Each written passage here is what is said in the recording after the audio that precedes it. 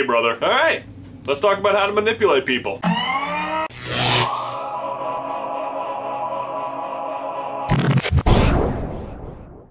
Once upon a time, I had this intern who every single day she would come into my office and tell me some story about how she was the victim in some situation. And at the end of every story, she would always say, "You know what I mean?" Now, normally I would just nod along and try and get some work done, but after a while I started to realize that I did not always know what she meant. Because here's the tricky thing about the phrase, "you know what I mean." The person saying it is almost choosing your response for you. And guess what?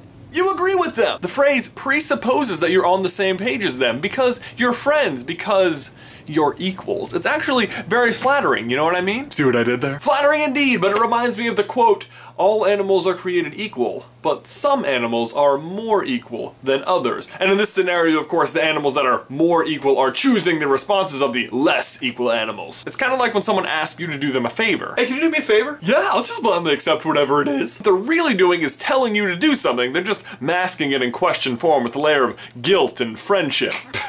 Jerks. You know what I mean? Beth told me today that sometimes she will intentionally end stories with the phrase, "you know what I mean," because she's afraid I won't respond otherwise and it helps get me started. Help getting started. Like I can contribute without, you know, I can put thoughts together, participate, and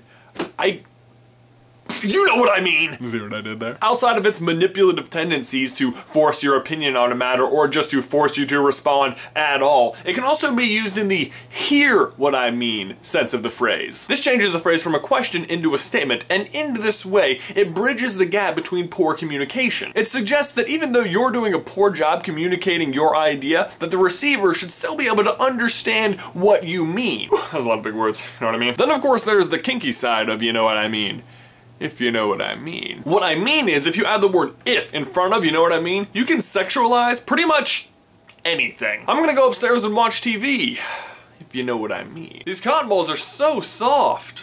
If you know what I mean. These pretzels are making me thirsty.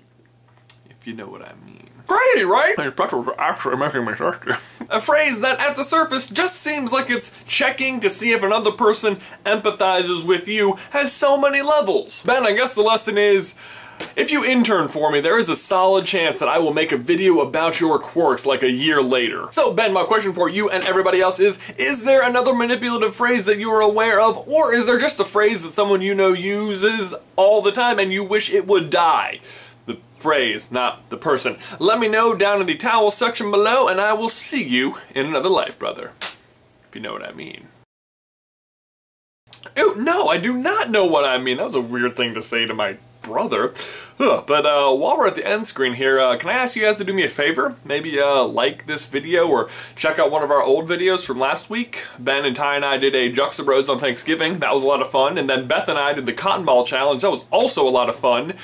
Unlike this week where I'm just here, alone, all alone, by myself, if you know what I mean. Ew, no, gross.